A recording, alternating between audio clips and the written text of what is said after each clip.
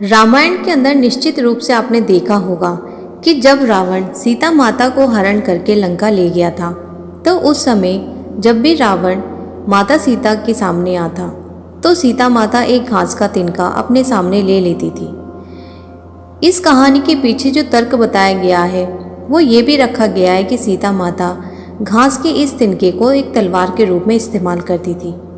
लेकिन आपको बता दें कि ऐसा बिल्कुल भी नहीं है।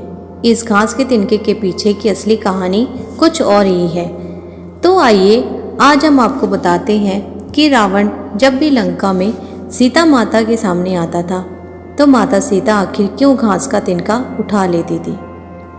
ये कहानी तब से शुरू हुई जब पहली बार शादी के बाद नई दुल्हन के रूप में माता सीता भगवान राम के घर पहुंची थी।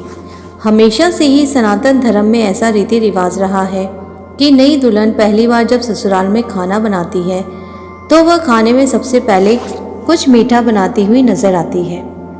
माता सीता जब पहली बार अयोध्या गई थी तो भगवान राम के घर पर माता सीता ने खीर बनाई थी। सभी लोग बैठकर खीर खाने ही वाले थे कि तभी एक जोर से हवा का झोंका आया और उस हवा के कारण राजा दशरथ की खीर में एक तिनका गिर गया था।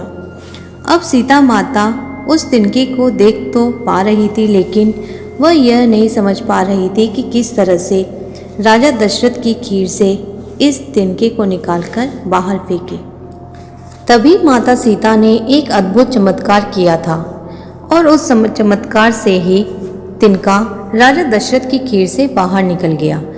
दरअसल माता सीता ने उस तिनके को ऐसी नज़र से देखा था कि वो तिनका जलकर राख हो गया था और किसी को नज़र नहीं आ रहा था। लेकिन राजा दशरथ ने देख लिया और उस समय किसी को नहीं बताया।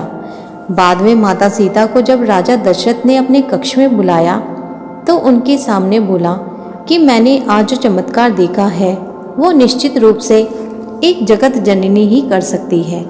आप कोई निश्चित रूप से सामान्य महिला नहीं है, लेकिन मेरा आपसे एक अनुरोध है कि आप अपने दुश्मन को भी कभी इस नज़र से ना देखें। राजा दशरथ को दिए हुए इसी वचन के कारण माता सीता कभी भी रावण को ऐसी नज़र से नहीं देख रही थी, बल्कि रावण के सामने आने पर वह तिनके को सामने रख लेती।